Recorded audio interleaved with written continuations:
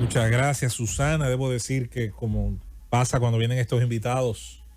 uno se siente muy bien. Yo soy todo el mundo sabe,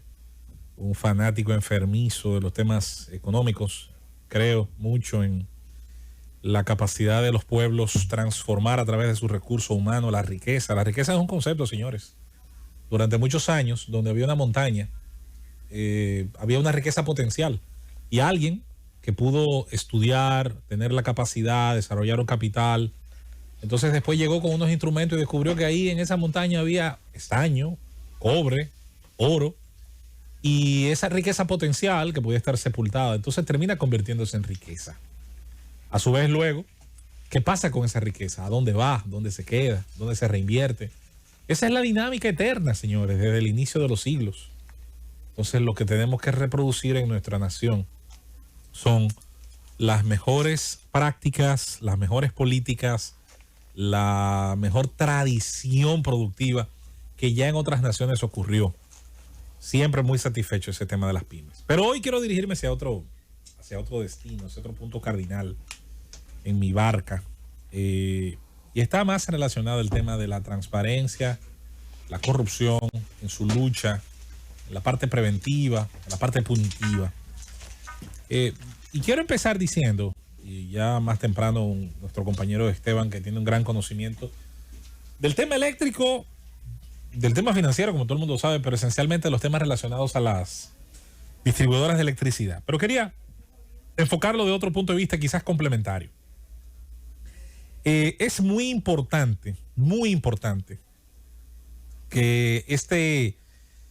paso que ha decidido dar Andrés Astacio pueda llegar a buen puerto, en el sentido de que se termine señalando ciertamente dónde está el nudo, dónde estuvo el elemento, tanto en cuanto a su conspiración como en cuanto al hecho o cohecho, que termina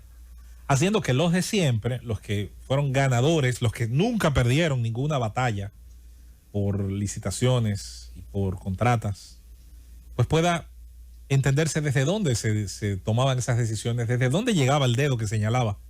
hacia dónde tenían que llegar esas ventajas competitivas que a todas luces no son lógicas. Y que, si bien decía nuestro compañero, y yo estoy totalmente de acuerdo, había un refrán español que decía que cada palo aguante su vela. Lo mejor que puede tener un proceso judicial, y yo creo que hay mucha gente que a veces está un poco confundida, es la parcialidad de las partes. El único que tiene que ser imparcial es el juez. El ente acusador, el ente que defiende, son parciales. Y la vehemencia con la que hagan su trabajo, demostrando una cosa y la otra, acompañándola de un fardo probatorio y de unos argumentos lógicos que puedan hacer uso de las figuras legales existentes, de los tipos penales que existen, son las cosas que al final tienen que producir un fallo, son las que tienen que inclinar la balanza hacia un lado o hacia otro. El tema eléctrico, como el tema infraestructural, como el tema bancario, cualquiera que sea, donde haya dudas, razonables o no, pero sobre todo las que son razonables y pueden componer un buen expediente probatorio. Todo el mundo sabe, los abogados lo saben mejor que nosotros. Tienen que pasar por un proceso y ojalá que ese proceso se cuide. Una de las cosas que se le ha exigido a este Ministerio Público es que, aunque se tome su tiempo, aunque se lo tome, que a veces mucha gente se desespera, bueno, pero ¿y dónde están los sometimientos? Yo prefiero que se tomen su tiempo y que ese sometimiento a lo mejor llegue cuando ya a usted se le olvidó un caso en específico, pero que tenga la solidez necesaria para prevalecer y para que pueda no solamente quizás generar satisfacciones extemporáneas cuando sale el titular y cuando sale el video de los arrestos y cuando viene las redes sociales con esa cascada de morbo a veces o de cualquier otra reacción justificada con un tema tan difícil como este, y que muchas veces demuestra también la quizás poca formación que tenemos los demás en esos temas procesales. Hay gente que a veces celebra el caso, las vistas de medidas de coerción como si fuera el juicio de fondo, y en el proceso usted va aprendiendo que no, que al final esto no es más que una manera de decidir cómo van los imputados a darle seguimiento al caso, si en su casa, si presos, si con grilletes, si en libertad pura y simple, pero no, uno va aprendiendo sobre la marcha este tipo de cosas. Y la sociedad dominicana, en la medida en que comienza a judicializar ese capítulo de la política, va a tener un beneficio. Yo recuerdo cuando se hizo esa rueda de prensa, haber dicho aquí mismo, lo dije, bueno, a mí me llamaba la atención que cuando se mostraban ciertas documentaciones, no vinieran de una auditoría externa. Una institución no puede a sí misma auditarse. Generalmente tiene que haber un elemento externo que pueda entregar, levantar esa data y decir, bueno, aquí pasó esto, no pasó esto, y esto que ocurrió nos lleva a pensar que pueden haber ocurrido ilícitos. Las auditorías externas son las que pueden avalar realmente ese tipo de señalamientos. Ahora, que quede claro, no tengo ningún problema, nunca lo hemos tenido, con que en el proceso, señores, quede gente que a lo mejor va a quedar limpia, y qué bueno, pero va a quedar gente que tendrá que dar explicaciones, y en el proceso va a quedar demostrada su implicación, ya sea por, como dicen los teólogos, los pecados se cometen por acción o por omisión, sea que hayan pecado por actuar o por omisión, haber dejado actuar y haber mirado hacia otro lado en vez de defender el cumplimiento de la norma. Por último, así como señalamos este tema que vuelve nueva vez a la palestra, el tema eléctrico, los temas relacionados a las compras de insumos eléctricos, donde por un tema técnico tienden a tener unos precios, y donde se da con mucha facilidad, se puede dar con mucha facilidad ese tema de sobrevaluación y de corrupción técnica y administrativa. Quería señalar como elemento positivo y de alguna manera como una instrucción por el camino contrario, por la otra cara de la moneda. Me tocó ver ahí el video de un proceso de concurso que llamaba y hacía el buen amigo Adolfo Pérez León en Promesecal. Adolfo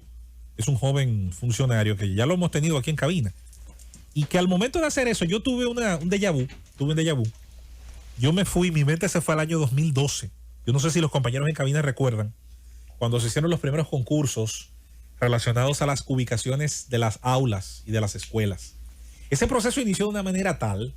que incluso sectores opositores al PLD, sectores de la vida nacional que no tenían ningún tipo de compromiso político, recuerdo que lo elogiaron.